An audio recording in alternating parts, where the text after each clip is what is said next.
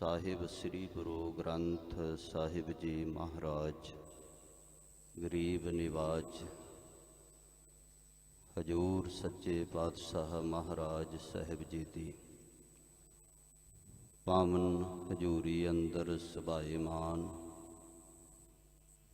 ਗੁਰੂ ਭਗਤੀ ਦਾ ਰਸ ਨੇਮ ਦੇ ਨਾਲ ਮਾਨ ਰਹੀ ਸਤਿਕਾਰਤ ਸਾਜੀ ਅਰ ਨਿਵਾਜੀ ਗੁਰੂ ਪਿਆਰੀ ਗੁਰੂ ਖਾਲਸਾ ਸਾਧ ਸੰਗਤ ਜੀਓ। ਕਹੋ ਨਾਨਕ ਜਾ ਕੇ ਮਸਤਕ ਭਾਗ ਹਰ ਚਰਣੀ ਤਾਕਾ ਮਨ ਲਾਗ। ਉੱਤਮ ਭਾਗਾਂ ਵਾਲੇ ਹਾਂ ਜੋ ਕਿ ਚੋਜੀ ਪ੍ਰੀਤਮ ਅੰਮ੍ਰਿਤ ਕੇ ਦਾਤੇ। ਸੋਹਣੀ ਸੂਰਤ ਮੋਹਣੀ ਮੂਰਤ ਕਾਮਨ ਪੂਰਤ ਸਿੱਖਣ ਕੀ। ਤੇਗ ਰਾਫਤਾਹ ਗੁਰ ਗੋਬਿੰਦ ਸਿੰਘ ਜਾਨੋ ਦਿਲ ਰਾਹ ਗੁਰ ਗੋਬਿੰਦ ਸਿੰਘ। ਦਿਲਾਂ ਦੇ ਜਾਣਨਹਾਰ ਦੇਗ ਔਰ ਤੇਗ ਦੇ ਧਨੀ ਮਹਾਬਲੀ ਸੂਰਵੀਰ ਅਤ ਰੱਥੀ ਯੋਧੇ। ਧੰਨ ਧੰਨ ਧੰਨ ਸਾਹਿਬ ਸ੍ਰੀ ਗੁਰੂ ਗੋਬਿੰਦ ਸਿੰਘ ਮਹਾਰਾਜ ਸਾਹਿਬ ਜੀ ਦੇ ਪਾਵਨ ਪਵਿੱਤਰ ਮੁਕੱਦਸ ਚਰਨ ਛੋਹ ਅਸਥਾਨ ਤਖਤ ਸਾਹਿਬ ਤਖਤ ਸ੍ਰੀ ਕੇਸਗੜ੍ਹ ਸਾਹਿਬ ਜੀ ਖਾਲਸਾ ਪੰਥ ਦੀ ਸਾਜਨਾ ਪ੍ਰਗਟ ਧਰਤੀ। ਸੋਹਣੇ ਸਜੇ ਦਰਬਾਰ ਵਿੱਚ ਜੁੜ ਬੈਠ ਕਰਕੇ ਗੁਰੂ ਕੀਰਤੀ ਕਰਨ ਦਾ ਔਰ ਸੁਣਨ ਦਾ ਸੁਭਾਗ ਉੱਤਮ ਵੇਲਾ ਪ੍ਰਾਪਤ ਹੋਇਆ ਹੈ। ਸਭੇ ਵਕਤ ਸਭੇ ਕਰ ਵੇਲਾ ਖਾਲਕ ਜਾਦ ਦਿਲੈ ਮਹਿ ਮੌਲਾ। ਗੁਰੂ ਘਰ ਦੇ ਵਰੋ ਸੋਏ ਹੋਏ ਕੀਰਤਨੀ ਜਥੇ ਪਾਸੋਂ ਅੰਮ੍ਰਿਤ ਬਾਣੀ ਦੇ ਕੀਰਤਨ ਸਰਵਣ ਕਰ ਰਹੇ ਸਾਂ। ਪੂਤਾ ਮਾਤਾ ਕੀ ਆਸੀਸ ਨਿਮਕ ਨਾ ਬਿਸਰੋ ਤੁਮ ਕਉ ਹਰ ਹਰ ਸਦਾ ਭਜੋ ਜਗਦੀਸ਼।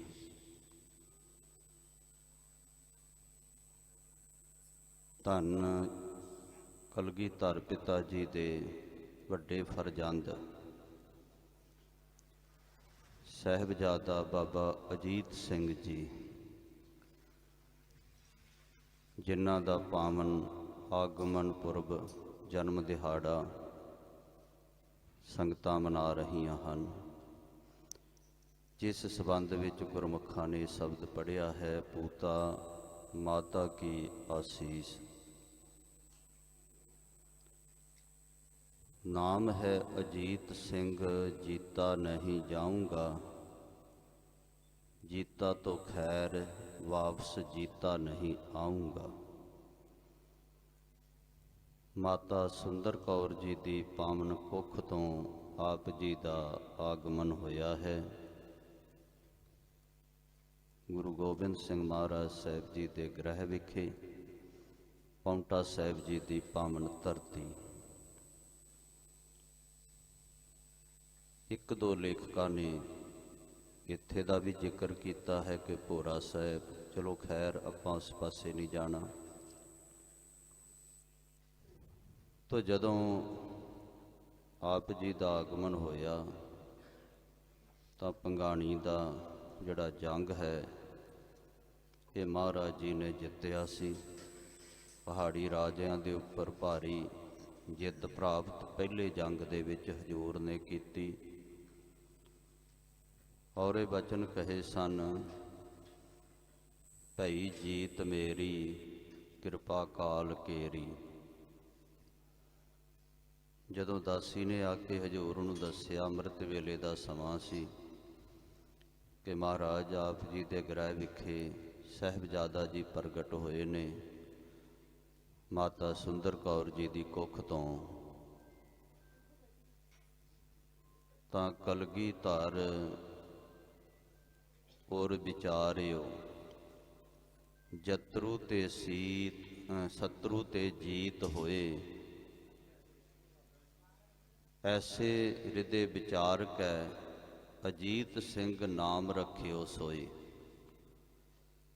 ਇਸ ਤਰ੍ਹਾਂ ਮਹਾਰਾਜ ਜੀ ਨੇ ਵਿਚਾਰਿਆ ਕਿ ਆਉਣ ਵਾਲੇ ਸਮੇਂ ਵਿੱਚ ਬੜਾ ਬਹਾਦਰ ਮਹਾਬਲੀ ਯੋਧਾ ਹੋਵੇਗਾ, ਸ਼ਤਰੂਆਂ ਦੇ ਕੋਲੋਂ ਜਿੱਤਿਆ ਨਹੀਂ ਜਾਵੇਗਾ। ਇਸ ਕਰਕੇ ਇਸ ਸਾਹਿਬਜ਼ਾਦੇ ਦਾ ਨਾਮ ਅਸੀਂ ਅਜੀਤ ਸਿੰਘ ਰੱਖਦੇ ਹਾਂ। ਐੜਾ ਨਾਲ ਲਾਇਆ ਹੈ, ਅਜੀਤ, ਜਿਹੜਾ ਕਿਸੇ ਤੋਂ ਜਿੱਤਿਆ ਨਾ ਜਾਵੇ। ਔਰ ਤੁਸੀਂ ਦੇਖੋ ਜਿਹੜੇ ਵੱਡੇ ਵੱਡੇ ਯੁੱਧ ਹੋਏ ਆਨੰਦਪੁਰ ਸਾਹਿਬ ਜੀ ਦੇ ਵਿੱਚ ਜਾਂ ਇਰਦ ਗਿਰਦ ਚਮਕੌਰ ਸਾਹਿਬ ਤੱਕ, ਬੱਸੀ ਪਠਾਣਾ, ਬਜਨੂੜ, ਨੂੜ, ਹੁਸੈਨੀ,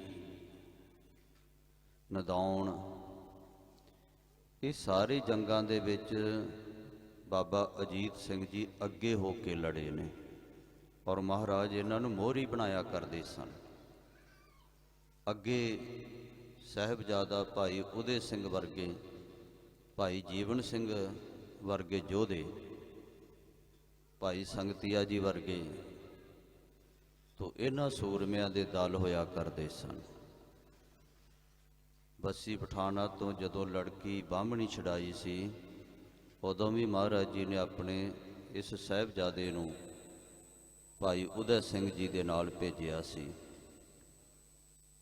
ਜਦੋਂ ਬਜਨੂੜ ਦੇ ਰੰਗੜਾਂ ਨੇ ਸੰਗਤ ਨੂੰ ਲੁੱਟਿਆ, ਮਾਰਿਆ, ਉਹਨਾਂ ਨੂੰ ਸੋਧਣ ਵਾਸਤੇ ਵੀ ਹਜ਼ੂਰ ਨੇ ਆਪਣੇ ਸਾਹਿਬਜ਼ਾਦੇ ਨੂੰ ਹੀ ਫੌਜਾਂ ਦੇ ਕੇ ਭੇਜਿਆ ਸੀ। ਤੋ ਦੇਖੋ ਕਿਸੇ ਵੀ ਯੁੱਧ ਵਿੱਚ ਜਿੱਤਿਆ ਨਹੀਂ ਗਿਆ। ਸਤਿਗੁਰਾਂ ਦੇ ਬਚਨ ਪੂਰੇ ਹੋਏ ਨੇ ਕਿ ਅਜੀਤ ਸਿੰਘ ਹੈ। ਚਮਕੌਰ ਦੀ ਜੰਗ ਵਿੱਚ ਵੀ ਨਹੀਂ ਜਿੱਤਿਆ ਗਿਆ। ਦੋ ਤਾਂ ਉਮਰਾਵ ਆਪਣੇ ਹੱਥੀਂ ਬਾਬਾ ਅਜੀਤ ਸਿੰਘ ਜੀ ਨੇ ਮਾਰੇ ਨੇ। ਉਮਰਾਵ ਤੋਂ ਭਾਵ ਹੁੰਦਾ ਜਿਵੇਂ ਆਪਣੇ ਲੈਫਟੀਨੈਂਟ ਜਨਰਲ ਆਪਾਂ ਕਹਿ ਦਿੰਦੇ ਫੌਜ ਦੇ ਵਿੱਚ, ਦੋ ਲੈਫਟੀਨੈਂਟ ਜਨਰਲ ਫੌਜ ਦੇ ਜਿਹੜੀ ਦਿੱਲੀ ਤੋਂ ਚੜ੍ਹ ਕੇ ਆਈ ਸੀ, ਉਹ ਇਹਨਾਂ ਨੇ ਇੱਕ ਤਾਂ ਪਾਲਕੀ 'ਚ ਬੈਠਾ ਸੀ, ਇੱਕ ਹਾਥੀ ਤੇ, ਇੱਕ ਤੀਰ ਦੇ ਨਾਲ ਢੇਰੀ ਕੀਤਾ, ਇੱਕ ਬਰਸੀ ਦੇ ਨਾਲ। ਜੇ ਸਰ ਲਾਗਤ ਜਾਏ ਕੈ ਰਹਿਤ ਨਾਹੇ ਅਰਮਾਨ, ਮਾਨੋ ਮੰਡਪ ਖੋਖਰੇ ਗਿਰ ਗਿਰ ਪਰਤ ਪ੍ਰਾਨ। ਕਵੀ ਸੰਤੋਖ ਸਿੰਘ ਜੀ ਲਿਖਦੇ, ਜਿਹਦੇ ਜਾ ਕੇ ਤੀਰ ਵੱਜਦਾ ਸੀ ਉਹ ਪਾਣੀ ਵੀ ਨਹੀਂ ਸੀ ਮੰਗਦਾ। ਇੰਨਾ ਭਿਆਨਕ ਤੀਰ ਥਾਂ ਤੇ ਢੇਰੀ ਕਰ ਦਿੰਦਾ ਸੀ। ਤੋ ਕਿਸੇ ਨੂੰ ਸਭਿਹਨ ਪਰੋਇਨ ਸਵਾਂਗ ਕੈ, ਕਿਸੇ ਨੂੰ ਬਰਸੀ ਦੇ ਨਾਲ ਪਰੋ ਦਿੰਦੇ। ਪਠਾਨ ਕੋ ਬਲ ਦਿਖਾਏ ਮੂੰਹ ਮੈਂ ਘਾਸ ਲੈ ਕੇ, ਕਹੇ ਜਾ ਖੁਦਾਏ ਜਾ ਖੁਦਾਏ। ਇਹ ਅੱਲਾ, ਇਹ ਖੁਦਾਏ ਕੌਣ ਹੈ ਜਿਹੜਾ ਕਿਸੇ ਨੂੰ ਵੀ ਅੱਗੇ ਨਹੀਂ ਟਿਕਣ ਦਿੰਦਾ, ਕਦੇ ਸੱਜੇ ਕਦੇ ਖੱਬੇ, ਕਦੇ ਅੱਗੇ ਕਦੇ ਪਿੱਛੇ, ਬੜੀ ਫੁਰਤੀ ਵਿੱਚ। ਜੇ ਸਾਹਿਬੇ ਕਮਾਲ ਸਾਹਿਬ ਸ੍ਰੀ ਗੁਰੂ ਗੋਬਿੰਦ ਸਿੰਘ ਮਹਾਰਾਜ ਜੀ ਤੋਂ ਦੂਜੀ ਜਗ੍ਹਾ ਤੇ ਆਪਾਂ ਕਹਿ ਲਈਏ ਨਾ, ਉਹ ਬਾਬਾ ਅਜੀਤ ਸਿੰਘ ਜੀ ਮਹਾਬਲੀ ਸਨ। ਔਰ ਹੁੰਦੇ ਵੀ ਕਿਉਂ ਨਾ, ਕਲਗੀਆਂ ਵਾਲੇ ਦੇ ਲਾਡਲੇ ਵੱਡੇ ਫਰਜ਼ੰਦ ਨੇ। ਔਰ ਦੱਸਦੇ ਨੇ ਕਿ ਜਦੋਂ ਵੈਰੀ ਦੁਸ਼ਮਣ ਮੂੰਹ ਵਿੱਚ ਉਂਗਲਾਂ ਲੈ ਲੈ ਕੇ ਜਾ ਅੱਲਾ ਤੋਬਾ ਤੋਬਾ ਕਰਦੇ ਫਿਰਦੇ ਨੇ, ਤਾਂ ਕਿਸੇ ਨੇ ਦੂਰੋਂ ਕਿਹਾ, ਕਹਿੰਦਾ ਇਹ ਦੂਜਾ ਗੁਰੂ ਗੋਬਿੰਦ ਸਿੰਘ ਹੈ, ਬਚ ਕੇ ਰਹੋ। ਤਾਂ ਅੱਲਾ ਯਾਰ ਖਾਂ ਜੋਗੀ ਨੇ ਬੜਾ ਸੋਹਣਾ ਲਿਖਿਆ। ਉਸ ਵੇਲੇ ਸਾਹਿਬਜ਼ਾਦਾ ਬਾਬਾ ਅਜੀਤ ਸਿੰਘ ਜੀ ਨੇ ਜੋ ਬਚਨ ਕਹੇ, ਕਹਿਣ ਲੱਗੇ, ਮੈਂ ਗੁਰੂ ਗੋਬਿੰਦ ਸਿੰਘ ਮਹਾਰਾਜ ਜੀ ਦੇ ਚਰਨਾਂ ਦੀ ਇੱਕ ਧੂੜ ਦੇ ਕਿਣਕੇ ਵਰਗਾ ਵੀ ਨਹੀਂ ਆ। ਇਹ ਬੋਲ ਕਹਿੰਦੇ ਮਤਾ ਕਹੋ ਮੈਂ ਗੁਰੂ ਗੋਬਿੰਦ ਸਿੰਘ ਵਰਗਾ ਹਾਂ, ਮੈਂ ਤਾਂ ਉਹਨਾਂ ਦੇ ਚਰਨਾਂ ਦੀ ਇੱਕ ਧੂੜ ਦੇ ਕਿਣਕੇ ਵਰਗਾ ਵੀ ਨਹੀਂ। ਅੱਲਾ ਜਾਰਖਾਂ ਜੋਗੀ ਲਿਖਦਾ, ਸਤਿਗੁਰੂ ਗੁਰੂ ਗੋਬਿੰਦ ਸਿੰਘ ਕੇ हम सर नहीं हाँ हम, उनके पै खाके के समसर नहीं हाँ हम। बाबा अजीत सिंह जी कहन लगे उन्हां वर्गा तां दूर दी गल, उन्हां दे चरनां दे खाक दे एक किणके वर्गा भी मैं नहीं हाँ। वो कहन लगा फिर तू खालसे दी फौज दा वड्डा सैनापति होवेगा।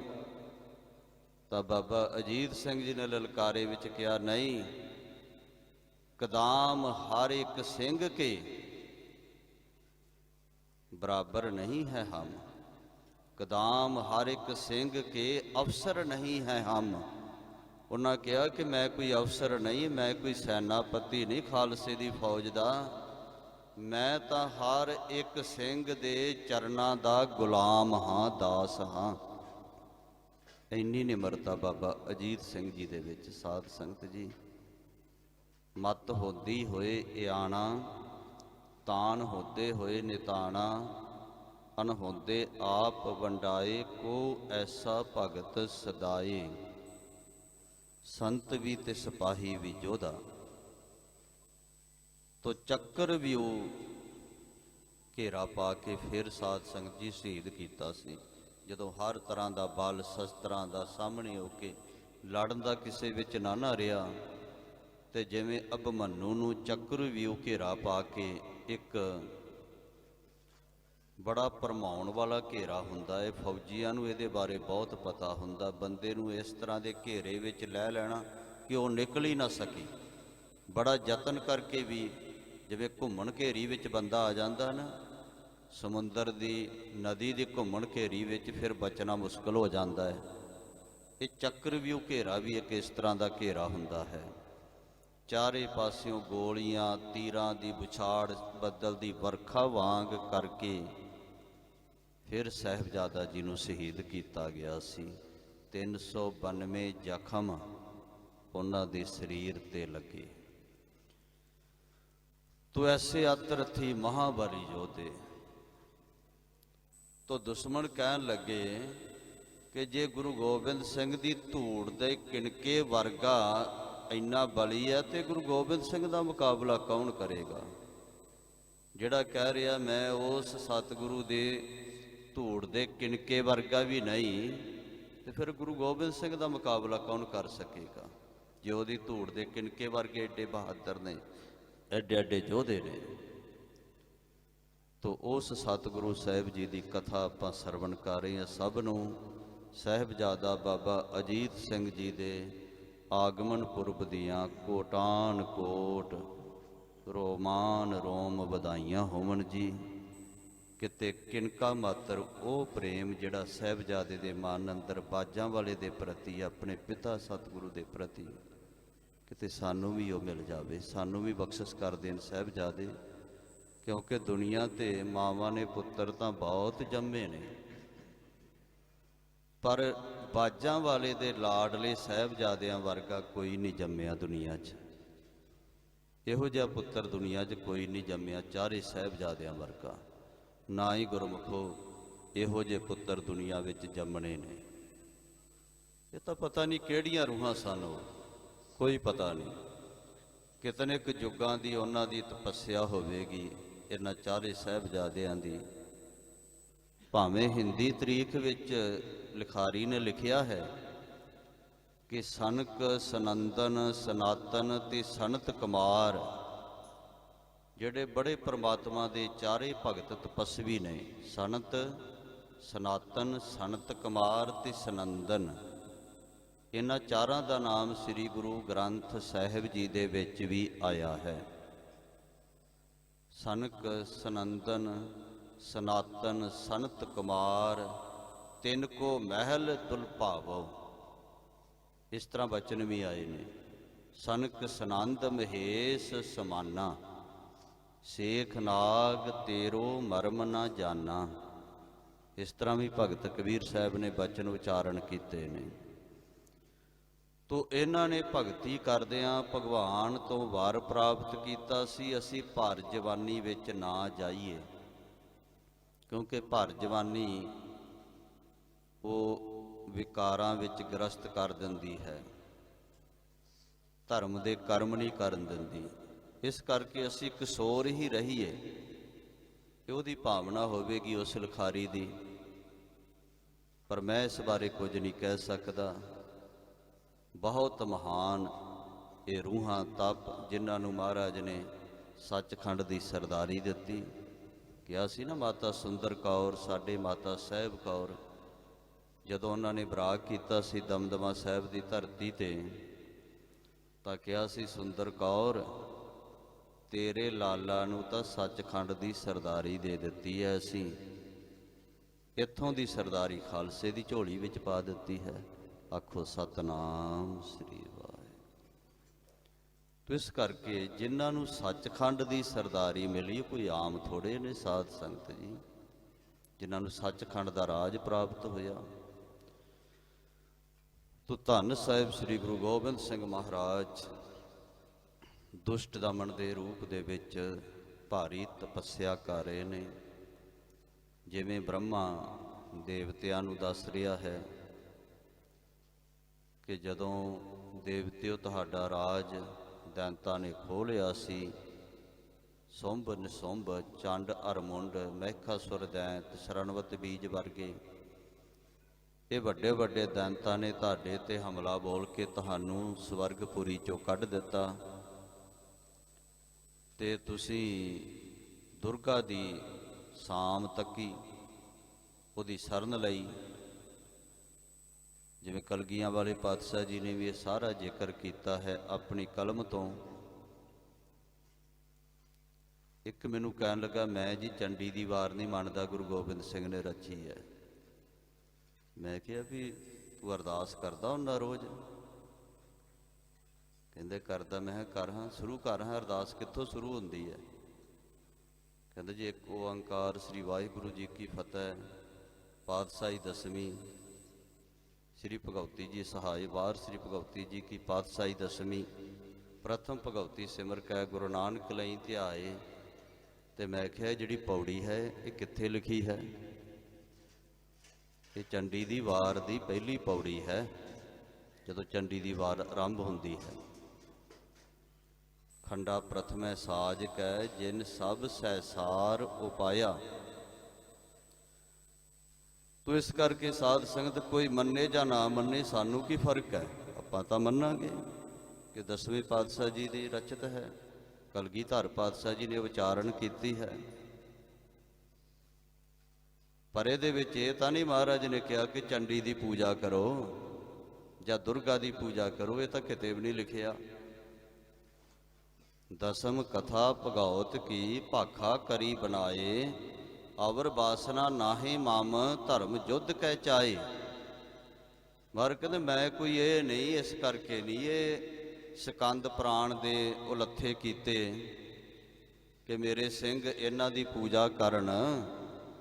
ਮੈਂ ਤਾਂ ਧਰਮ ਯੁੱਧ ਦਾ ਚਾਅ ਪੈਦਾ ਕਰਨ ਵਾਸਤੇ ਆਪਣੇ ਸਿੰਘਾਂ ਦੇ ਵਿੱਚ ਇਹ ਦੁਰਗਾ ਦੀ ਵਾਰ ਲਿਖੀ ਹੈ, ਇਹਨਾਂ ਯੋਧਿਆਂ ਦੀਆਂ ਵਾਰਾਂ ਲਿਖੀਆਂ ਨੇ। ਮੈਂ ਕੋਈ ਪੂਜਾ ਕਰਾਉਣ ਵਾਸਤੇ ਨਹੀਂ ਲਿਖੀਆਂ, ਨਾ ਆਪ ਮੈਂ ਪੂਜਾ ਕਰਦਾ ਤੇ ਨਾ ਆਪਣੇ ਖਾਲਸੇ ਨੂੰ ਕਰਾਵਾਂਗਾ। ਮੈਂ ਨਾ ਗਣੇਸ਼ੇ ਪ੍ਰਥਮ ਮਨਾਉ, ਕਿਸਨ ਬਿਸਨ ਕਬਹੂ ਨਾ ਧਿਆਉ। ਕਾਨ ਸੁਨੇ ਪਹਿਚਾਨ ਨਾ 300, ਲਿਵ ਲਾਗੀ ਮੋਰੀ ਪਗਿਨ ਸੋ। ਮਹਾਕਾਲ ਰਖਵਾਰ ਹਮਾਰੋ, ਮਹਾਲੋਹ ਮੈਂ ਕਿੰਕਰ ਥਾਰੋ। ਤੋ ਸਾਧ ਸੰਗਤ ਜੀ, ਉਸ ਵੇਲੇ ਦੁਰਗਾ ਨੇ ਇਹਨਾਂ ਦੀ ਸਹਾਇਤਾ ਕੀਤੀ, ਦੇਵਤਿਆਂ ਦੀ। ਮਹਿਖਾਸੁਰ ਦੈਂਤ ਨੂੰ ਮਾਰਿਆ, ਇਤੀ ਮਹਿਖਾਸੁਰ ਦੈਂਤ ਮਾਰੇ ਦੁਰਗਾ ਆਇਆ। ਮਹਾਰਾਜ ਨੇ ਇਹ ਵੀ ਜ਼ਿਕਰ ਕੀਤਾ ਹੈ।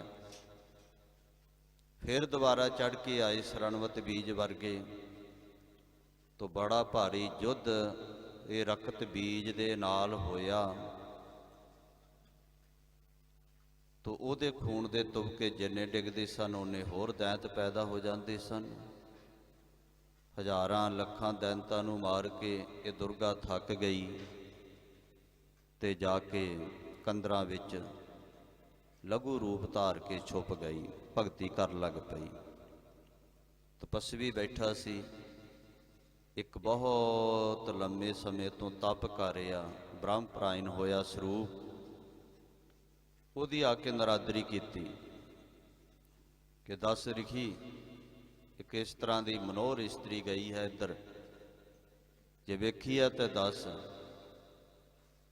ਉਹਨੂੰ ਜਦੋਂ ਇਸ ਤਰ੍ਹਾਂ ਕੁਬਾਕ ਬੋਲੇ ਨੇ ਨਰਾਦਰ ਕੀਤਾ, ਉਹਦੇ ਰੰਗ ਵਿੱਚ ਭੰਗ ਪਾਇਆ, ਤਪੱਸਿਆ ਉਹਦੀ ਭੰਗ ਕੀਤੀ, ਤਾਂ ਫਿਰ ਉਹਨੇ ਵੀਰ ਰਸ ਵਿੱਚ ਕਿਹਾ ਕਿ ਉਹ ਤਾਂ ਇੱਕ ਪ੍ਰਭੂ ਨੇ ਦੈਵੀ ਸ਼ਕਤੀ ਪੈਦਾ ਕੀਤੀ ਹੈ, ਜੇ ਉਹ ਦੁਬਾਰਾ ਇਹ ਵਿਰਾਟ ਰੂਪ ਧਾਰਨ ਕਰਕੇ ਆ ਗਈ ਤਾਂ ਤਾਥੋਂ ਮੁਕਾਬਲਾ ਨਹੀਂ ਉਹਦਾ ਹੋਣਾ।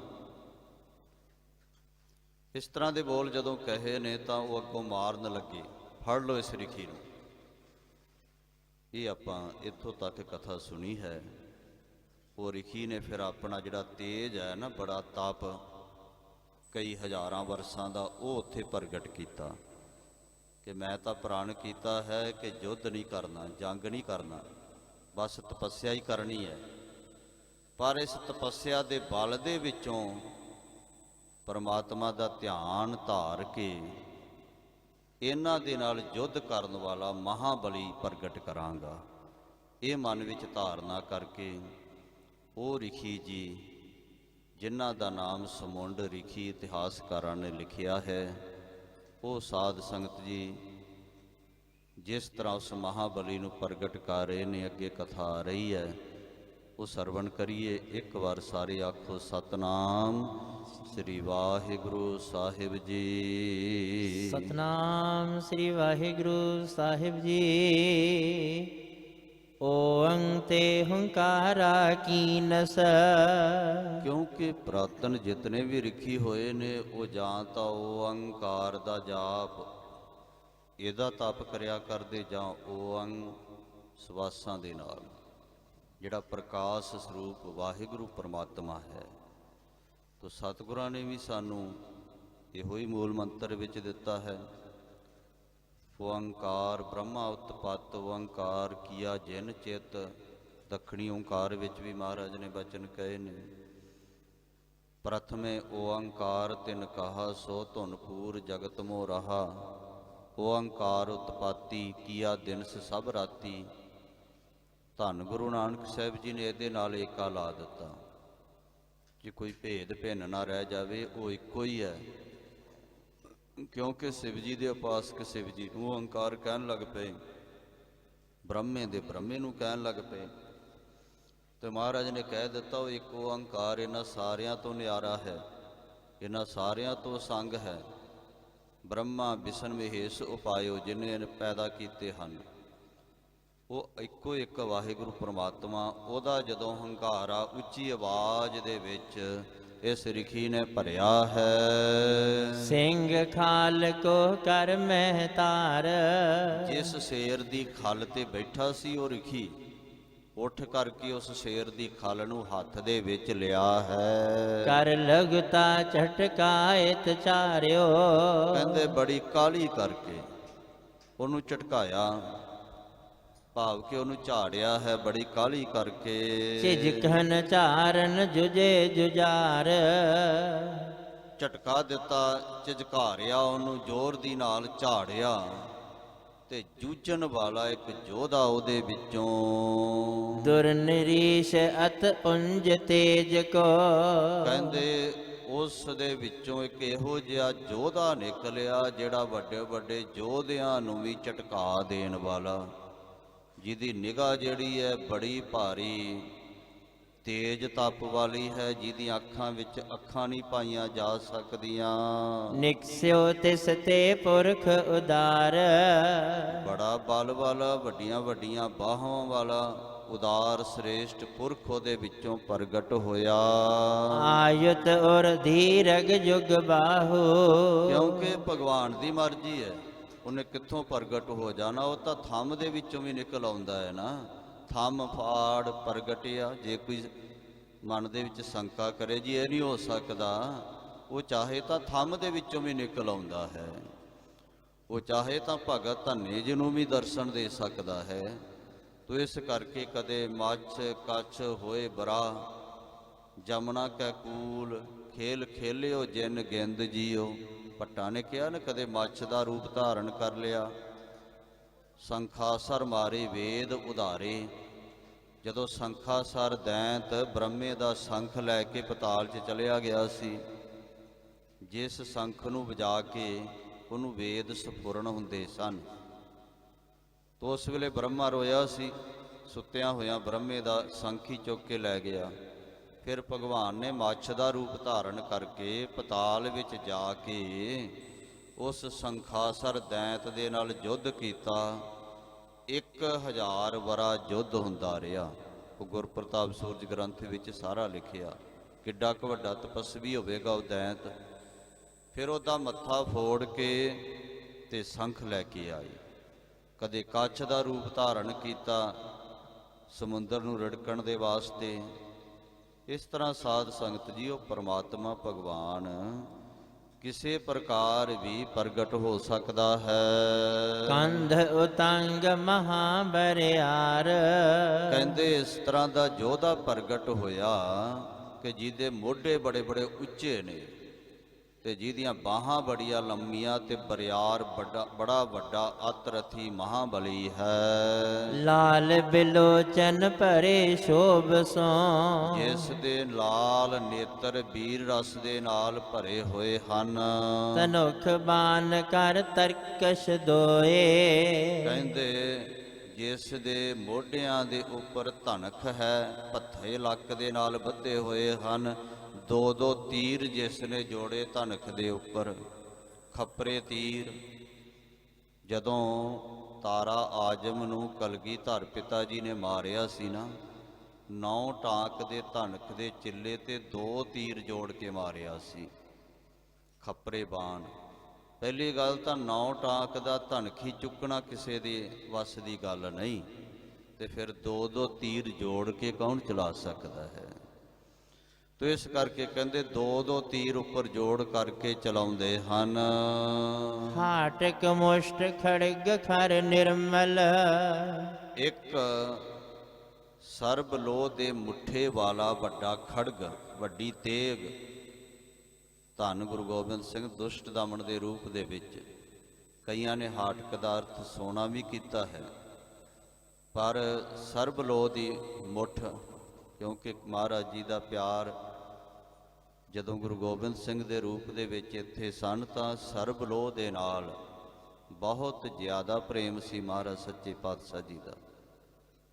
ਦੇਖੋ, ਇੱਕ ਗ੍ਰੰਥ ਹੀ ਸਰਬ ਲੋਹ ਦਾ ਰਚਿਆ ਮਹਾਰਾਜ ਜੀ ਨੇ, ਜਿਸ ਦਾ ਨਾਮ ਸਰਬ ਲੋਹ ਗ੍ਰੰਥ। ਜਿਹੜੇ ਬਚਨ ਆਪਾਂ ਪੜ੍ਹਦੇ ਆ ਨਾ, ਖਾਲਸਾ ਮੇਰੋ ਰੂਪ ਹੈ ਖਾਸ, ਖਾਲਸੇ ਮੈਂ ਹਉ ਕਰੋ ਨਿਵਾਸ, ਇਹ ਬਚਨ ਸਰਬ ਲੋਹ ਗ੍ਰੰਥ ਵਿੱਚ ਲਿਖੇ ਹੋਏ ਨੇ ਕਲਗੀਧਰ ਪਾਤਸ਼ਾਹ ਜੀ ਦੇ। ਇੱਕ ਕਿਲੇ ਦਾ ਨਾਂ ਹੀ ਕਲਗੀਆਂ ਵਾਲੇ ਨੇ ਲੋਹਗੜ੍ਹ ਰੱਖਿਆ ਹੈ। ਸਰਬ ਲੋਹ ਦੇ ਨਾਲ ਕਿੰਨਾ ਪਿਆਰ। ਹੱਥੀਂ ਕੜੇ ਦੋਨਾਂ ਹੱਥਾਂ ਵਿੱਚ ਸਰਬ ਲੋਹ ਦੇ ਨੇ।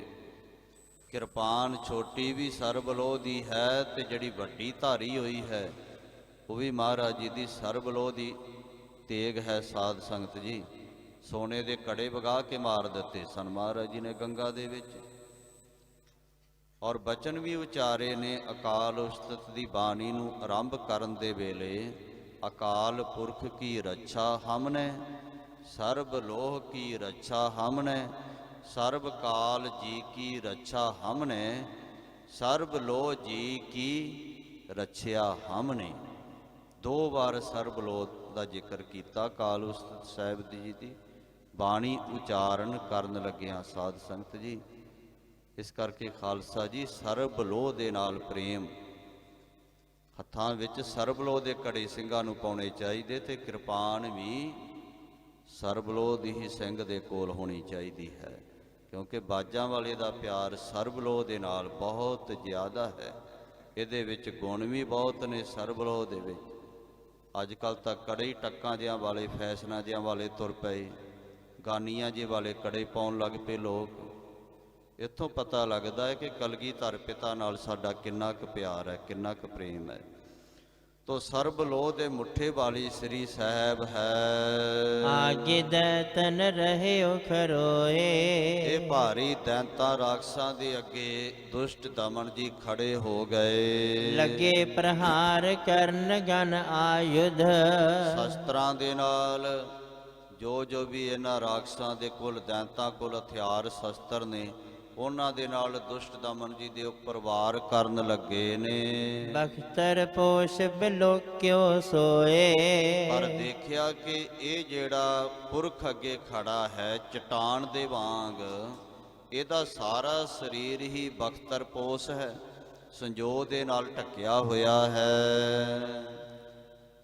ਇਤ ਤੇ ਤਜੇ ਪੁਰਖ ਸਰ ਤੀਖਨਾ।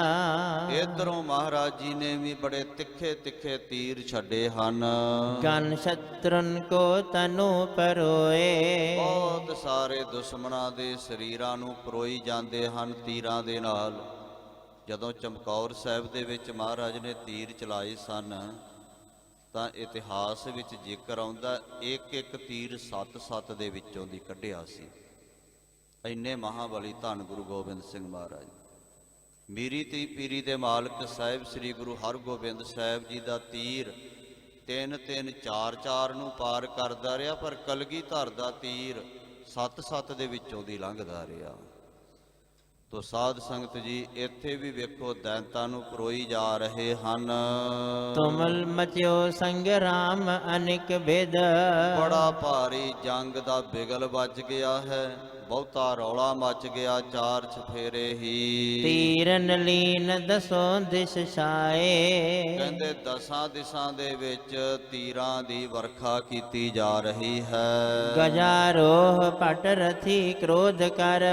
ਕੋਈ ਦੈਂਤ ਹਾਥੀ ਤੇ ਚੜ ਕੇ ਆ ਰਿਹਾ ਹੈ, ਕੋਈ ਕ੍ਰੋਧ ਧਾਰ ਕੇ ਰੱਥ ਤੇ ਚੜ ਕੇ ਆ ਰਿਹਾ ਹੈ, ਤੇ ਕੋਈ ਹੈ ਘੋੜਿਆਂ ਤੇ ਚੜ ਕੇ ਆ ਰਿਹਾ ਹੈ।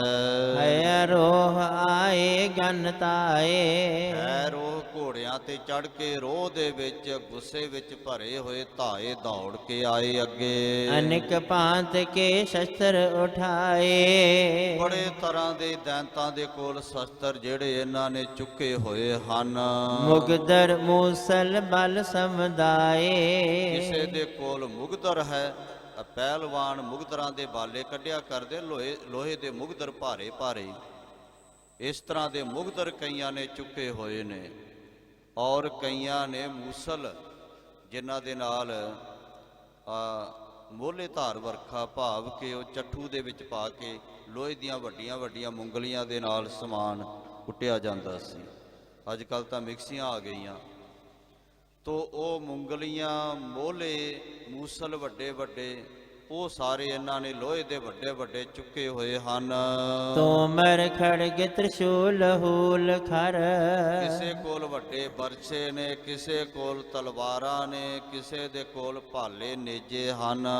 ਭਾਲੇ ਤੋਪੈ ਗੁਰਜ ਉਠਾਏ। ਕਿਸੇ ਨੇ ਭਾਲੇ ਨੂੰ ਵੱਡੇ ਵੱਡੇ ਚੁੱਕ ਕਰਕੇ ਹਿਲਾਇਆ, ਕੋਈ ਗੁਰਜਾਂ ਵੱਡੀਆਂ ਵੱਡੀਆਂ ਉਠਾ ਕੇ ਆਇਆ ਹੈ।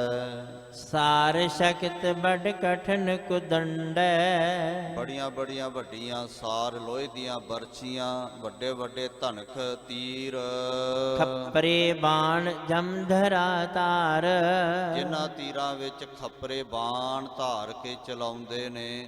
ਚੌੜੀ ਜਿਹਦੀ ਅੱਗੋਂ ਨੋਕ ਹੋਵੇ, ਉਹ ਖੱਪਰਾ ਬਾਣ ਜਿਹੜਾ ਹੱਥ ਵਾਂਗ ਚੌੜਾ ਹੋਵੇ। ਇੱਕ ਤਾਂ ਬਰੀਕ ਹੁੰਦੇ ਨੇ, ਇੱਕ ਹੱਥ ਵਾਂਗ ਚੌੜੇ ਅੱਗੋਂ ਜਿਹੜੇ ਹੋਵਨ ਉਹਨਾਂ ਨੂੰ ਖੱਪਰੇ ਕਿਹਾ ਜਾਂਦਾ ਹੈ। ਤੋ ਇਸ ਤਰ੍ਹਾਂ ਦੇ ਤੀਰ। ਧਾਰ ਜਿਨੋ ਕੀ ਤੀਖਨ ਪੀਖਨ। ਬੜੀ ਭਿਆਨਕ ਤਿੱਖੀ ਤੇਜ ਧਾਰ ਹੈ ਜਿਨ੍ਹਾਂ ਦੇ ਲੋਹੇ ਦੀ। ਚਮਕਤ ਲੋਹ ਡਸਨ ਸਮ ਮਾਰ। ਕਹਿੰਦੇ ਜਿਵੇਂ ਸੱਪ ਨਹੀਂ ਡਸਦਾ, ਜਿਹਦੇ ਵੱਜਦੇ ਨੇ ਐਵੇਂ ਸੱਪ ਵਾਂਗ ਡਸ ਕੇ ਧਰਤੀ ਤੇ ਸੁੱਟ ਦਿੰਦੇ ਨੇ। ਮਾਰ ਮਾਰ ਕਹਿ ਆਨ ਪਰੇ ਬਹੁ। ਮਾਰ ਲੋ ਇਸ ਤਪਸਵੀ ਨੂੰ ਆ ਕੇ ਪੈ ਗਏ। ਆਯੁਧ ਯੁੱਧ ਮਝਾਰ ਪ੍ਰਹਾਰ। ਬਹੁਤੇ ਸ਼ਸਤਰ ਧਾਰਨ ਕਰਕੇ ਤਿਆਰ ਬਰ ਤਿਆਰ ਹੋ ਕੇ ਸ਼ਸਤਰ ਧਾਰੀ ਸੂਰਮੇ ਪਏ ਹਨ। ਹਾਰ ਨ ਹੋਤ ਸਰੋਂ ਤੇ ਕਬਹੂ। ਕਵੀ ਜੀ ਕਹਿੰਦੇ ਭਾਈ ਇਹ ਉਹ ਦੈਂਤ ਯੋਧੇ ਨੇ ਜਿਹੜੇ ਦੇਵਤਿਆਂ ਤੋਂ ਨਹੀਂ ਹਾਰੇ। 33 ਕਰੋੜ ਦੇਵਤੇ ਜਿਨ੍ਹਾਂ ਨੇ ਭਜਾ ਲਏ, ਅੱਗੇ ਕੱਢ ਦਿੱਤੇ ਸਵਰਗ ਦੇ ਵਿੱਚੋਂ, ਕਦੇ ਨਾ ਯੁੱਧ ਤੇ ਹਾਰੇ। ਇਹ ਗੁਰੂ ਗੋਬਿੰਦ ਸਿੰਘ ਮਹਾਰਾਜ ਜੀ ਨੇ ਵੀ ਲਿਖਿਆ ਹੈ। ਤੋ ਯੁੱਧ ਤੋਂ ਕਦੇ ਵੀ ਹਾਰੇ ਨਹੀਂ ਦੈਂਤ, ਐਡੇ ਐਡੇ ਵੱਡੇ ਬਲੀ। ਸੇ ਜੋਧਾ ਅਰ ਪਰੇ ਅਸਾਰ। ਉਹ ਯੋਧੇ ਦੈਂਤ ਦੁਸ਼ਟ ਦਮਨ ਦੇ ਅੱਗੇ ਅੜ ਗਏ, ਖਲੋ ਗਏ। ਸਲਵ ਦਲਨ ਸੇ ਚੱਲੇ ਤੀਰ ਗਨ। ਜਿਵੇਂ ਟਿੱਡੀ ਦਲ ਨਹੀਂ ਹੁੰਦਾ, ਟਿੱਡੀ ਦਲ ਦੇ ਵਾਂਗ ਇੱਕੋ ਵਾਰ ਸਾਰਿਆਂ ਨੇ ਤੀਰ ਛੱਡੇ ਹਨ। ਦੋਹ ਦਿਸ਼ ਤੇ ਛਾਦਿਓ ਅਸਮਾਨ। ਦੋਨਾਂ ਪਾਸਿਆਂ ਤੋਂ ਦੈਂਤਾਂ ਨੇ ਤੀਰ ਛੱਡੇ ਦੁਸ਼ਟ ਦਮਨ ਜੀ ਦੇ ਉੱਪਰ। ਅਸਮਾਨ ਢੱਕਿਆ ਗਿਆ ਤੀਰਾਂ ਦੇ ਨਾਲ, ਛਾ ਗਏ ਤੀਰ।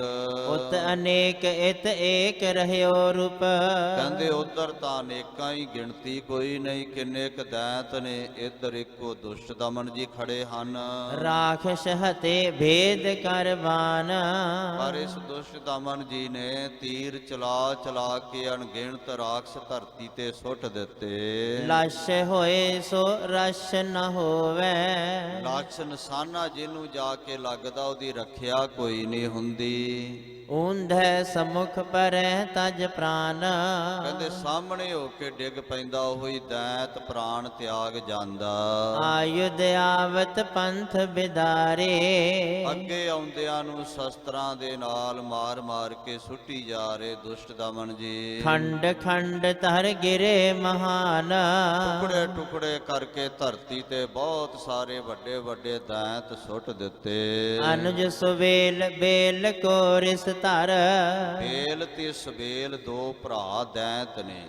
ਬੇਲ ਦਾ ਜਿਹੜਾ ਛੋਟਾ ਭਰਾ ਸਬੇਲ ਹੈ, ਇਹਨੇ ਬਹੁਤਾ ਕ੍ਰੋਧ ਧਾਰਿਆ। ਭਿਰਿਓ ਆਏ ਮਾਰੇ ਖਰ ਤੀਰ। ਇਹ ਅੱਗੇ ਆ ਕੇ ਭਿੜਿਆ ਦੁਸ਼ਟ ਦਮਨ ਜੀ ਦੇ ਨਾਲ, ਬਹੁਤੇ ਤਿੱਖੇ ਤਿੱਖੇ ਤੀਰ ਮਾਰੇ ਹਨ। ਤਬ ਤਪਸੀ ਸੁਤ ਬੰਧ ਭੀਦਨ ਹੋਵਾ। ਕਹਿੰਦੇ ਉਹ ਤਪਸੀ ਸੁੱਤ ਦੁਸ਼ਟ ਦਮਨ ਵਿੰਨਿਆ ਗਿਆ ਤੀਰਾਂ ਦੇ ਨਾਲ। ਕਈ ਤੀਰ ਉਸ ਦੇ ਸਰੀਰ ਦੇ ਵਿੱਚ ਲੱਗੇ ਹਨ। ਨਿਕਸ ਸ਼੍ਰੋਣ ਪਾ ਅਰੁਣ ਸ਼ਰੀਰ। ਲਾਲ ਖੂਨ ਦੇ ਨਾਲ ਸਾਰਾ ਸਰੀਰ ਰੰਗਿਆ ਗਿਆ।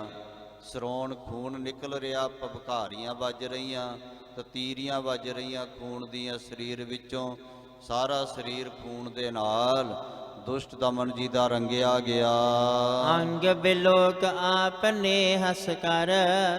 ਬੜਾ ਹੱਸੇ ਨੇ ਦੁਸ਼ਟ ਦਮਨ ਜੀ ਆਪਣੇ ਸਰੀਰ ਵੱਲ, ਅੰਗਾਂ ਵੱਲ ਤੀਰ ਲੱਗੇ ਹੋਏ ਦੇਖ ਕੇ। ਧਨ ਸਰ ਧਰ ਕੈ ਤੀਰ ਗੰਭੀਰ। ਕਿਉਂਕਿ ਜਬੈ ਬਾਣ ਲਾਗਿਓ ਤਬੈ ਰੋਸ ਜਾਗਿਓ। ਹੋਰ ਵੀ ਰਸ ਚੜਿਆ ਹੈ। ਧਨਕ ਨੂੰ ਸੰਭਾਲ ਕੇ ਖਪਰੇ ਤੀਰ ਚਲਾਉਂਦੇ ਨੇ। ਸ਼ਤਰੂ ਚਾਪ ਕੋ ਇਕ ਤੇ ਕਾਟਿਓ। ਕਹਿੰਦੇ ਇੱਕ ਤੀਰ ਦੇ ਨਾਲ ਚਾਰ ਚਾਰ ਸ਼ਤਰੂਆਂ ਨੂੰ ਕੱਟ ਕੇ ਸੁੱਟੀ ਜਾਂਦੇ ਹਨ। ਚਾਰਨ ਤੇ ਤੁਰੰਗ ਬਰ ਵੀਰ। ਕਦੇ ਤੀਰ ਮਾਰ ਕੇ ਚਾਰ ਚਾਰ ਘੋੜਿਆਂ ਨੂੰ ਧਰਤੀ ਤੇ ਵੀਰ, ਬਹੁਤੇ ਵੱਡੇ ਘੋੜੇ ਲਟਾ ਦਿੰਦੇ ਨੇ। ਗਰਵੀ ਗੁਰਜ ਗਹੀ ਤਬ ਰਾਖਸ਼। ਕਹਿੰਦੇ ਰਾਖਸ਼ ਨੇ ਬੜੀ ਵੱਡੀ ਗੁਰਜ, ਜਿਹੜੇ ਰਾਖਸੀ ਐਡੇ ਐਡੇ ਵੱਡੇ ਨੇ, ਉਹਨਾਂ ਦੀਆਂ ਗੁਰਜਾਂ ਕੋਈ ਛੋਟੀਆਂ ਥੋੜੀਆਂ ਹੋਣਗੀਆਂ। ਕੋਈ ਹਨੂਮਾਨ ਵਾਲੀ ਗੁਰਜ ਥੋੜੀ ਹੋਏਗੀ ਉਹਨਾਂ ਦੇ ਕੋਲ। ਉਖਲੀਆਂ ਨਾਸਾਂ ਜਿਨ੍ਹਾਂ ਮੋਹਿ ਜਾਪਣ ਹਾਲੇ, ਦਸਵੇਂ ਪਾਤਸ਼ਾਹ ਜੀ ਨੇ ਲਿਖਿਆ, ਜਿਨ੍ਹਾਂ ਦੀਆਂ ਨਾਸਾਂ ਉਖਲੀਆਂ ਵਰਗੀਆਂ ਤੇ ਜਿਨ੍ਹਾਂ ਦੇ ਮੂੰਹ ਆਲਿਆਂ ਵਰਗੇ, ਐਡੇ ਐਡੇ ਵੱਡੇ ਰਾਖਸ਼। ਤੇ ਉਹਨਾਂ ਦੀ ਗੁਰਜ ਕੋਈ ਨਿੱਕੀ ਜੀ ਥੋੜੀ ਹੋਣੀ ਹੈ। ਕਹਿੰਦੇ ਗੁਰਜ ਉਠਾਈ ਭਾਰੀ ਉਸਨੇ। ਦੁਤੀ ਹਾਥ ਮੈਂ ਸਿਪਰ ਸੰਭਾਰ। ਉਹ ਜਿਹੜਾ ਸਬੇਲ ਰਾਖਸ਼ ਹੈ, ਇੱਕ ਹੱਥ ਵਿੱਚ ਉਹਨੇ ਢਾਲ ਫੜ ਲਈ ਤੇ ਇੱਕ ਹੱਥ ਵਿੱਚ ਗੁਰਜ ਉਠਾਈ ਹੈ। ਜਾਏ ਪ੍ਰਹਾਰੀ ਤਪਸੀ ਸੁਤ ਕੇ। ਤਪਸਵੀ ਦੇ ਸੁਪੁੱਤਰ ਜਿਹੜਾ ਸਮੁੰਡ ਰਿਖੀ ਹੋਇਆ, ਉਹਨੇ ਇਹ ਪੈਦਾ ਕੀਤਾ ਹੈ ਨਾ, ਝਾੜ ਕੇ ਪ੍ਰਗਟ ਕੀਤਾ ਆਪਣਾ ਤਪ ਤੇਜ। ਦਾਸ ਨੇ ਆਪਣੇ ਉਸਤਾਦ ਜੀ ਤੋਂ ਪੁੱਛਿਆ ਸੀ, ਗਿਆਨੀ ਜੋਗਿੰਦਰ ਸਿੰਘ ਜੀ ਧਰਮਕੋਟ ਵਾਲੇ ਮਹਾਂਪੁਰਖ, ਜਿਨ੍ਹਾਂ ਨੇ ਸ੍ਰੀਮਾਨ ਸੰਤ ਗਿਆਨੀ ਗੁਰਬਚਨ ਸਿੰਘ ਖਾਲਸਾ ਭਿੰਡਰਾਂ ਵਾਲਿਆਂ ਤੋਂ ਵਿਦਿਆ ਪ੍ਰਾਪਤ ਕੀਤੀ ਸੀ। ਉਹਨਾਂ ਦੇ ਨਾਲ ਤਕਰੀਬਨ 20 ਸਾਲ ਰਹਿ ਕੇ ਮੈਂ ਪੁੱਛਿਆ ਵੀ ਇਹ ਸਮੁੰਡਰਿਖੀ ਕੌਣ ਸਨ? ਉਹ ਕਹਿੰਦੇ ਧੰਨ ਗੁਰੂ ਤੇਗ ਬਹਾਦਰ ਸਾਹਿਬ ਜੀ। ਆਖੋ ਸਤਨਾਮ ਸ੍ਰੀ ਵਾਹਿਗੁਰੂ। ਕਿਉਂਕਿ ਇਸ ਸਰੂਪ ਦੇ ਵਿੱਚ ਵੀ ਉਹਨਾਂ ਨੇ ਸ਼ਾਂਤ ਸਰੂਪ ਹੀ ਬਣ ਕੇ, ਤੁਸੀਂ ਸਾਰਾ ਪੜ੍ਹ ਆਏ ਹੋ ਇਤਿਹਾਸ ਨਵੇਂ ਪਾਤਸ਼ਾਹ ਜੀ ਦਾ, ਕਿਵੇਂ ਸ਼ਾਂਤ ਰਹੇ ਨੇ। ਗੋਲੀਆਂ ਵੀ ਚੱਲੀਆਂ, ਦਰਵਾਜ਼ੇ ਵੀ ਬੰਦ ਕਰ ਲਏ, ਫੇਰ ਵੀ ਕੋਈ ਬਚਨ ਨਹੀਂ, ਫੇਰ ਵੀ ਕਿਸੇ ਨਾਲ ਲੜਾਈ ਨਹੀਂ। ਤੇ ਜਦੋਂ ਤਪ ਕਰ ਰਹੇ ਨੇ ਉਦੋਂ ਵੀ ਵੇਖ ਲਓ, ਕਹਿ ਦਿੱਤਾ ਕਿ ਨਹੀਂ, ਅਸੀਂ ਸ਼ਸਤਰ ਨਹੀਂ ਪਕੜਨੇ, ਅਸੀਂ ਸ਼ਾਂਤ ਰਹਿਣਾ ਹੈ। ਕੋਈ ਯੋਧਾ ਇਸ ਤਰ੍ਹਾਂ ਦਾ ਮਹਾਬਲੀ ਪ੍ਰਗਟ ਕਰਦੇ ਜਿਹੜਾ ਦੈਂਤਾਂ ਦੇ ਨਾਲ ਜੰਗ ਕਰੇਗਾ। ਤੋ ਉਦੋਂ ਵੀ ਪਿਓ ਪੁੱਤ ਨੇ ਤਪਸੀ ਤੇ ਤਪਸੀ ਦਾ ਸੁਪੁੱਤਰ ਇਸ ਸਰੂਪ ਵਿੱਚ ਵੀ ਪਿਓ ਪੁੱਤਰ ਬਣ ਕੇ ਆਏ ਨੇ। ਇਹ ਦਾਸ ਦੇ ਉਸਤਾਦ ਨੇ ਦਾਸ ਨੂੰ ਉਸ ਵੇਲੇ ਦੱਸਿਆ। ਤੋ ਤਪਸੀ ਦਾ ਤਪਸਵੀ ਦੇ ਸੁਪੁੱਤਰ ਸਮੁੰਡਰਿਖੀ ਦੇ ਸੁਪੁੱਤਰ ਦੁਸ਼ਟ ਦਮਨ ਜੀ ਨੇ ਉਸ ਵੇਲੇ ਸ਼ਤਰੂ ਕੇ ਸਹਿ ਦੁਸਹਿ ਪ੍ਰਹਾਰ। ਕਹਿੰਦੇ ਗੁਰਜ ਦਾ ਪ੍ਰਹਾਰ ਸਬੇਲ ਨੇ ਮਹਾਰਾਜ ਜੀ ਦੇ ਸਿਰ ਵਿੱਚ ਮਾਰਿਆ ਬੜੇ ਜ਼ੋਰ ਦੀ। ਉਹ ਸਹਾਰਿਆ। ਕਵੀ ਜੀ ਲਿਖ ਰਹੇ ਹੈ ਤਾਂ ਸਹਾਰਨ ਦੇ ਯੋਗ ਨਹੀਂ, ਦੁਸਹਿ ਨਹੀਂ ਸੀ ਸਹਾਰਿਆ ਜਾਣ ਵਾਲਾ, ਪਰ ਸਿਰ ਵਿੱਚ ਵਾਰ ਨੂੰ ਸਹਾਰਿਆ। ਉਹ ਦਰਦ ਨੂੰ ਮਹਿਸੂਸ ਨਹੀਂ ਕੀਤਾ। ਖੈਂਚ ਖੜਗ ਖਰ ਚਾਰਿਓ ਬਲ ਤੇ। ਪਰ ਉਸੇ ਵੇਲੇ ਦੁਸ਼ਟ ਦਮਨ ਜੀ ਨੇ ਖੜਗ ਖਿੱਚ ਕੇ ਨਾ, ਕਿਉਂਕਿ ਹੁਣ ਧਨਕ ਚਲਾਉਣ ਦਾ ਸਮਾਂ ਨਹੀਂ, ਸਾਹਮਣੇ ਦੁਸ਼ਮਣ ਖੜਾ ਹੈ। ਧਨਕ ਥੋੜਾ ਜਿਹਾ ਤੀਰ ਥੋੜੀ ਜਿਹੀ ਦੂਰੀ ਤੋਂ ਚੱਲਦਾ ਹੈ, ਪਰ ਦੁਸ਼ਮਣ ਸਨਮੁਖ ਹੈ। ਉਸ ਵੇਲੇ ਤੇਗ ਖਿੱਚ ਕਰਕੇ ਝਾੜੀ ਹੈ। ਕੁੰਡਲ ਜਤ ਸਿਰ ਦੀਨ ਉਤਾਰ। ਇਹ ਜਿਹੜਾ ਸੈਨਾਪਤੀ ਸੀ ਨਾ ਇਹਨਾਂ ਦਾ ਸਬੇਲ, ਕੰਨਾਂ ਦੇ ਵਾਲਿਆਂ ਦੇ ਸਮੇਤ ਉਹਦਾ ਸਿਰ ਕੱਦੂ ਵਾਂਗ ਲਾ ਕੇ ਆਓ ਮਾਰਿਆ। ਅਸੁਰ ਸ਼ਿਆਮ ਤਨ ਗਿਰਿਓ ਪ੍ਰਿਥੀ ਤਲ। ਕਾਲੇ ਤਨ ਵਾਲਾ, ਕਾਲੇ ਸਰੀਰ ਵਾਲਾ, ਜਿਵੇਂ ਕਾਲਾ ਬੱਦਲ ਹੀ ਡਿੱਗਿਆ ਹੋਵੇ, ਕਹਿੰਦੇ ਐਵੇਂ ਡਿੱਗਾ ਧਰਤੀ ਤੇ। ਵਜਰਪਾਤ ਜਿਮ ਸ਼੍ਰਿੰਗ ਪਹਾੜ। ਕਿਵੇਂ? ਕਹਿੰਦੇ ਜਿਵੇਂ ਇੰਦਰ ਦਾ ਵਜਰ ਪਹਾੜ ਤੇ ਡਿੱਗੇ ਤੇ ਪਹਾੜ ਦੀ ਚੋਟੀ ਨਹੀਂ ਲੈ ਕੇ ਡਿੱਗ ਪੈਂਦੀ ਥੱਲੇ, ਇਸ ਤਰ੍ਹਾਂ ਇਹਦਾ ਸਿਰ ਧੜ ਦੇ ਨਾਲੋਂ ਵੱਖਰਾ ਹੋ ਕੇ ਡਿੱਗਾ। ਹਤਿਓ ਸੁਬੇਲ ਬਿਲੋਕ ਬੇਲ ਨੇ। ਜਦੋਂ ਵੇਖਿਆ ਮੇਰਾ ਛੋਟਾ ਭਰਾ ਮਾਰ ਦਿੱਤਾ ਇਸ ਦੁਸ਼ਟ ਦਮਨ ਨੇ, ਇਸ ਮਹਾਬਲੀ ਨੇ, ਉਹ ਬੇਲ ਨੇ ਤੱਕਿਆ ਆਪਣਾ ਭਰਾ ਮਰਿਆ ਹੋਇਆ। ਬੋਲਿਓ ਬਲੀ ਵੀਰ ਬੜ ਬਾਹੋ। ਉਹਨੇ ਲਲਕਾਰਾ ਮਾਰਿਆ, ਉਹ ਕਹਿੰਦਾ ਵੀਰ ਬਲੀ ਜੋਧਿਆ ਹੁਣ ਠਹਿਰ ਜਾ, ਮੇਰਾ ਵਾਰ ਵੀ ਆਇਆ। ਖਰੋ ਹੋ ਤਵ ਜਾਨ ਨ ਦੇਹੋ। ਦੁਸ਼ਟ ਦਮਨ ਨੂੰ ਵੰਗਾਰਿਆ, ਖੜਾ ਰਹੀਂ ਇੱਥੇ, ਮੈਂ ਤੈਨੂੰ ਜਾਨ ਨਹੀਂ ਦੇਵਾਂਗਾ। ਇਮ ਕਹਿ ਚਮੂ ਲੀਨ ਰਣ ਮਾਹੋ। ਫਿਰ ਉਹ ਕੱਲਾ ਨਹੀਂ ਆਇਆ ਅੱਗੇ, ਉਹਨੇ ਆਪਣੀ ਸਾਰੀ ਫੌਜ ਅੱਗੇ ਲਿਆਂਦੀ ਹੈ, ਕੀਤੀ ਹੈ। ਹੋਰ ਕਰਿਓ ਸੰਗਰਾਮ ਰਾਖਸ਼ਨ।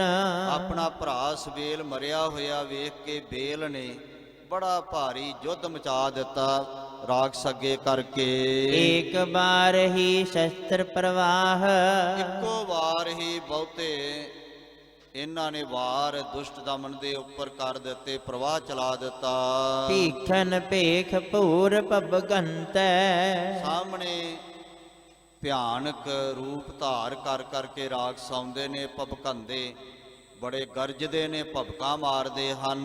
ਕਰੇ ਉਮੜ ਪਟ ਰਣ ਕਰ ਚਾਹੋ। ਬੜਾ ਜੰਗ ਕਰਨ ਦਾ ਚਾਅ ਧਾਰ ਕੇ ਇਹ ਅੱਗੇ ਜੰਗ ਦੇ ਵਿੱਚ ਭੱਜੇ ਆਉਂਦੇ ਹਨ। ਰਿਖ ਨੰਦਨ ਗਨ ਕਰੇ ਨਿਕੰਦਨ। ਕਹਿੰਦੇ ਰਿਖੀ ਦੇ ਪੁੱਤਰ ਨੇ, ਰਿਖ ਨੰਦਨ ਰਿਖੀ ਦੇ ਸੁਪੁੱਤਰ ਨੇ, ਬਹੁਤ ਸਾਰੇ ਉੱਥੇ ਝਾੜੇ ਖਤਮ ਕੀਤੇ ਹਨ। ਬ੍ਰਿੰਦ ਪ੍ਰਹਾਰ ਸਰੀਰ ਸਹਾਰ। ਆਪਣੇ ਸਰੀਰ ਤੇ ਵੀ ਬੜੇ ਇਹਨਾਂ ਦੇ ਜਿਹੜੇ ਵਾਰ ਨੇ, ਜ਼ਖਮ ਨੇ, ਸਹਾਰੇ ਹਨ। ਕਰ ਲਾਗਵਤਾ ਸ਼ਸਤਰ ਬਰਖਾਏ। ਬੜੀ ਲਾਗਵਤਾ ਕਰਕੇ, ਬੜੀ ਕਾਲੀ ਕਰਕੇ, ਬੜੀ ਫੁਰਤੀ ਕਰਕੇ, ਕਦੀ ਇੱਧਰ ਕਦੀ ਉੱਧਰ, ਕਦੇ ਅੱਗੇ ਕਦੇ ਪਿੱਛੇ। ਜਿਵੇਂ ਪਟੇਬਾਜ਼ ਤੁਸੀਂ ਦੇਖਦੇ ਹੋ ਨਾ, ਗੱਤਕੇਬਾਜ਼ ਵਾਲੇ, ਉਹ ਗੱਤਕਾ ਖੇਡਦੇ ਆ ਕਿਵੇਂ ਫੁਰਤੀ ਨਾਲ ਗੱਤਕਾ ਖੇਡਦੇ ਨੇ। ਇਹ ਤਾਂ ਸਿਰਫ ਇੱਕ ਦਿਖਾਵਾ ਹੁੰਦਾ ਹੈ, ਪਰ ਅਸਲੀ ਫੁਰਤੀ ਤਾਂ ਜੰਗ ਵਿੱਚ ਚੱਲਦੀ ਹੈ।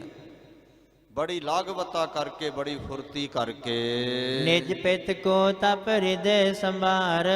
ਆਪਣੇ ਪਿਤਾ ਜੀ ਦਾ ਤਾਪ ਬਾਲ ਭਗਤੀ ਨੂੰ ਹਿਰਦੇ ਵਿੱਚ ਸੰਭਾਲਿਆ, ਕਿਉਂਕਿ ਭਗਤੀ ਵਿੱਚੋਂ ਸ਼ਕਤੀ ਪ੍ਰਗਟ ਹੁੰਦੀ ਹੈ। ਤੀਖਨ ਤੀਰ ਤਰਾ ਤਰ ਸ਼ੋਰਤ। ਬੜੇ ਤਿੱਖੇ ਤਿੱਖੇ ਤੀਰ ਧਨਖ ਦੇ ਚਿੱਲੇ ਤੇ ਚਾੜ ਕੇ ਛੱਡਦੇ ਹਨ। ਫੋਰਤ ਔਰ ਫਿਰ ਕਰ ਦਿਸ਼ ਚਾਰ। ਚਮਾ ਚਮਾ ਦੇ ਹਿਰਦੇ ਫੋੜਦੇ ਜਾਂਦੇ ਹਨ, ਤੀਰ ਦੇ ਚਾਰੇ ਪਾਸੇ ਹੀ। ਜਿਮ ਖਾਤੀ ਬਨ ਗਨ ਕੋ ਕਾਟਤ। ਕਹਿੰਦੇ ਜਿਵੇਂ ਤਰਖਾਣ ਲੱਕੜਾਂ ਦੇ ਕੱਟ ਕੱਟ ਕੇ ਮੋਸੇ ਪਾਈ ਜਾਂਦਾ ਹੈ, ਤਿਮ ਇਕਾਕੀ ਕਰਤ ਪ੍ਰਹਾਰ। ਜਿਵੇਂ ਜੰਗਲ ਦੇ ਵਿੱਚ ਇਕੱਲੇ ਹੀ ਤਰਖਾਣ ਨੇ ਲੱਕੜਾਂ ਦੇ ਮੋਸੇ ਲਾ ਲਾ ਕੇ ਢੇਰ ਕੀਤੇ ਹੁੰਦੇ ਨੇ, ਇਵੇਂ ਇਕੱਲਾ ਹੀ ਦੁਸ਼ਟ ਦਮਨ ਢੇਰ ਲਾਈ ਜਾ ਰਿਹਾ ਹੈ। ਜਿਤ ਕਹਤੇ ਕਿਤ ਭਜੇ ਤਰਾਸ ਧਰ। ਕਹਿੰਦੇ ਜਿੰਨੇ ਕ ਮਾਰੇ ਉਹ ਤਾਂ ਡਿੱਗ ਪਏ, ਕਈ ਵਿੱਚੋਂ ਡਰ ਧਾਰਨ ਕਰਕੇ ਭੱਜ ਪਏ ਹਨ। ਕਰਿਓ ਬੇਲ ਨੇ ਕ੍ਰੋਧ ਮਹਾਨ। ਇਸ ਬੇਲ ਦਾ ਜਿਹੜਾ ਵੱਡਾ ਭਰਾ ਹੈ ਨਾ, ਇਹਨੇ ਬੜਾ ਭਾਰੀ ਕ੍ਰੋਧ ਕੀਤਾ ਹੈ, ਆਪਣੇ ਦੈਂਤਾਂ ਨੂੰ ਭੱਜੇ ਜਾਂਦੇ ਵੇਖ ਕੇ। ਸੈਲ ਸ਼੍ਰੰਗ ਕਰ ਉਹ ਜੋ ਖਾਰਿਓ। ਦੇਖੋ ਕਿੱਡੇ ਕੱਡੇ ਵੱਡੇ ਇਹ ਬਲੀ ਹੋਣਗੇ। ਕਹਿੰਦੇ ਪਹਾੜ ਹੀ ਤੋੜ ਲਿਆ ਨੇ ਉੱਤੇ ਚੜ ਕੇ, ਵੱਡੇ ਵੱਡੇ ਪਹਾੜ ਨੂੰ ਇਹਨੇ ਉਖਾੜ ਕੇ ਨਾ ਇਸ ਦੈਂਤ ਨੇ ਤੇ ਦੁਸ਼ਟ ਦਮਨ ਜੀ ਵੱਲ ਸੁੱਟਿਆ ਹੈ। ਸਮੁਖ ਪ੍ਰਹਾਰਿਓ ਰਣ ਕਮਸਾਨ। ਵੱਡਾ ਪਹਾੜ ਪੁੱਟ ਕੇ ਨਾ ਤੇ ਦੁਸ਼ਟ ਦਮਨ ਜੀ ਦੇ ਵੱਲ ਸੁੱਟਿਆ, ਸਨਮੁਖ ਕਰਕੇ ਪ੍ਰਹਾਰ ਕੀਤਾ। ਆਵਤ ਪਿਖ ਸਰਸੋਂ ਕਰ ਚੂਰਨ। ਕਹਿੰਦੇ ਦੁਸ਼ਟ ਦਮਨ ਜੀ ਨੇ ਵੱਡਾ ਪਹਾੜ ਆਉਂਦਾ ਵੇਖ ਕੇ ਉਧਰ ਤੀਰ ਚਲਾਏ, ਅਗਨੀ ਬਾਣ। ਇਹ ਅਗਨੀ ਬਾਣ ਤੇ ਦੂਸਰੇ ਬਾਣਾਂ ਦੇ ਵਿੱਚ ਫਰਕ ਹੁੰਦਾ ਹੈ। ਜਿਹੜੇ ਅਗਨੀ ਬਾਣ ਹੁੰਦੇ ਨੇ ਨਾ, ਜਿਵੇਂ ਆਪਾਂ ਸਾਧ ਸੰਗਤ ਜੀ, ਇੱਕ ਸ਼ਸਤਰ ਹੁੰਦੇ ਨੇ ਤੇ ਇੱਕ ਅਸਤਰ ਹੁੰਦੇ ਨੇ। ਸ਼ਸਤਰਾਂ ਦਾ ਜ਼ਿਕਰ ਵੀ ਮਹਾਰਾਜ ਨੇ ਕੀਤਾ, ਜਿਤੇ ਸ਼ਸਤਰ ਪਾਨੰ ਨਮਸਕਾਰ ਤਾਨੰ, ਜਿਤੇ ਅਸਤਰ ਭੇਯੰ ਨਮਸਕਾਰ ਤੇਯੰ। ਅਸਤਰ ਜਿਹੜੇ ਨੇ ਮੰਤਰ ਪੜ੍ਹ ਕੇ ਚਲਾਏ ਜਾਂਦੇ ਨੇ, ਇਹਨਾਂ ਨੂੰ ਅਗਨੀ ਬਾਣ ਵੀ ਕਿਹਾ ਜਾਂਦਾ। ਕਈ ਵਾਰ ਆਪਾਂ ਅਸਤਰ ਉਹਨਾਂ ਨੂੰ ਵੀ ਕਹਿ ਦਿੰਦੇ ਜਿਹੜੇ ਹੱਥ ਤੋਂ ਛੱਡ ਕੇ ਚਲਾਏ ਜਾਣ, ਜਿਵੇਂ ਨੇਜਾ ਹੋਇਆ, ਜਿਵੇਂ ਤੀਰ ਹੋਇਆ, ਜਿਵੇਂ ਆਪਣਾ ਚੱਕਰ ਸਿਰ ਵਾਲਾ, ਇਹ ਚੱਕਰ ਵੀ ਹੱਥ ਦੇ ਨਾਲ ਘੁਮਾ ਕੇ ਚਲਾਇਆ ਜਾਂਦਾ, ਇਹਨੂੰ ਵੀ ਅਸਤਰ ਕਹਿ ਦਿੱਤਾ ਜਾਂਦਾ। ਪਰ ਇੱਕ ਅਸਤਰ ਹੁੰਦੇ ਨੇ ਮੰਤਰ ਪੜ੍ਹ ਕੇ, ਸ਼ਬਦ ਪੜ੍ਹ ਕੇ ਅਗਲੇ ਦੇ ਉੱਪਰ ਚਲਾਉਣਾ, ਫਿਰ ਅਗਲੇ ਦਾ ਬਚਾਅ ਨਹੀਂ ਹੁੰਦਾ ਕਦਾਚਿਤ ਵੀ। ਜਦੋਂ ਮੰਤਰ ਪੜ੍ਹ ਕੇ ਅੱਗੇ ਚਲਾਇਆ ਹੋਵੇ ਉਹਨੂੰ ਅਗਨੀ ਬਾਣ ਵੀ ਕਿਹਾ ਜਾਂਦਾ। ਅਗਨੀ ਬਾਣ ਦੇ ਅਸਤਰ ਛੱਡੇ ਦੁਸ਼ਟ ਦਮਨ ਜੀ ਨੇ। ਪਰਿਓ ਧਰਨ ਕੁਛ ਕਾਜ ਸਰਾਨਾ। ਕਹਿੰਦੇ ਉਹ ਖੰਡ ਖੰਡ ਹੋ ਕੇ, ਟੁਕੜੇ ਟੁਕੜੇ ਹੋ ਕੇ ਪਹਾੜ ਧਰਤੀ ਤੇ ਡਿੱਗ ਪਿਆ, ਕੁਝ ਵੀ ਉਹਦੇ ਕੋਲੋਂ ਸਰਿਆ ਨਹੀਂ ਹੈ। ਮਨ ਸੁਤ ਜਲਤ ਬਾਨ ਤਨ ਤਾਨਿਓ। ਬੜੀ ਕਾਲੀ ਕਰਕੇ, ਸੀਗਰਤਾ ਕਰਕੇ ਮੁਨੀ ਦੇ ਸੁਪੁੱਤਰ ਦੁਸ਼ਟ ਦਮਨ ਜੀ ਨੇ ਧਨਖ ਦੇ ਚਿੱਲੇ ਤੇ ਖਪਰਾ ਬਾਣ ਰੱਖਿਆ ਹੈ। ਰਿਪ ਔਰ ਹਤਿਓ ਗਿਰਿਓ ਤਜ ਪ੍ਰਾਨ। ਕੰਨ ਤੱਕ ਖਿੱਚ ਕੇ ਇਹ ਬੇਲ ਦੀ ਛਾਤੀ ਵਿੱਚ ਮਾਰਿਆ, ਕਹਿੰਦੇ ਮੂਧੇ ਮੂੰਹ ਡਿੱਗ ਪਿਆ, ਉਸੇ ਵੇਲੇ ਹੀ ਆਰ ਪਾਰ ਤੀਰ ਕਰ ਦਿੱਤਾ। ਚਮੋ ਅਸੰਖ ਪਈ ਡਿਡ ਠਾਂਡੀ। ਜਿਹੜੀ ਇਹਦੀ ਗਿਣਤੀ ਤੋਂ ਰਹਿਤ ਫੌਜ ਸੀ ਸਾਹਮਣੇ ਖੜੀ। ਜੈ ਚਾਹਤ ਰਣ ਭੀਮ ਮਚਾਏ। ਬੜਾ ਭਾਰੀ ਭਿਆਨਕ ਜੰਗ ਮਚਾ ਕੇ ਜਿਹੜੇ ਜਿੱਤ ਚਾਹੁੰਦੇ ਹਨ। ਕਟ ਕਟ ਬਿਕਟ ਸੁਭਟ ਚਟ ਗਿਰ ਗਿਰ। ਕਹਿੰਦੇ ਕੱਟ ਕੱਟ ਕੇ ਸਖਤ ਧਨਖ ਦੇ ਨਾਲ, ਤੇਗ ਦੇ ਨਾਲ ਧਰਤੀ ਤੇ ਝਟਪਟ ਸੁੱਟ ਦਿੱਤੇ ਇਸ ਦੁਸ਼ਟ ਦਮਨ ਨੇ। ਬਰੀ ਬਰੰਗਨ ਸੁਰਪੁਰ ਜਾਏ। ਭੂਰਾ ਸਰਨਵਤ ਬੀਜ ਨੂੰ ਘੱਤ ਘੇਰ ਖਲੋਈਆਂ, ਲਾੜਾ ਦੇਖਣ ਲਾੜੀਆਂ ਚੌਗਿਰਦੇ ਹੋਈਆਂ। ਦਸਮ ਪਾਤਸ਼ਾਹ ਜੀ ਨੇ ਲਿਖਿਆ। ਇੱਥੇ ਵੀ ਕਵੀ ਜੀ ਲਿਖ ਰਹੇ ਨੇ, ਹੂਰਾਂ ਆ ਗਈਆਂ ਉਹਨੂੰ ਵਰਨ ਵਾਸਤੇ। ਇਹਨਾਂ ਵੱਡੇ ਵੱਡੇ ਬੇਲ ਸਵੇਲ ਵਰਗਿਆਂ ਨੂੰ, ਜਿਹੜੀਆਂ ਪੱਛਰਾਂ ਨੇ,